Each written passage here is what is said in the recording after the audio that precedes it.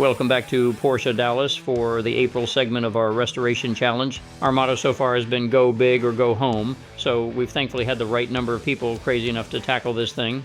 So after, as we've talked about in prior videos, after extremely complicated, lengthy trail, we finally collected the critical missing pieces. Now that we have the quarter panels, our team is roughing it in, looking for any scrapes or fluctuations in the metal and correcting that. Visually, it's definitely the fun part with the sparks flying, but it's essentially getting those pieces into proper alignment.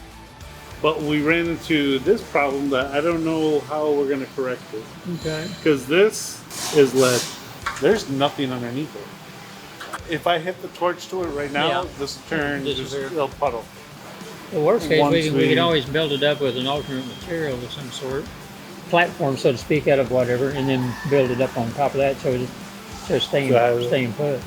Our guys are doing a great job. Right now it's essentially putting together a puzzle while using pieces from various other puzzles. We plan to have everything permanently attached by the time our next video comes out, and it'll start looking like a proper 911 again. You've got layers of things that all have to mesh together in a cohesive manner to make it all work. I mean, you literally have a one-of-a-kind car. It'll be a conversation point for years to come.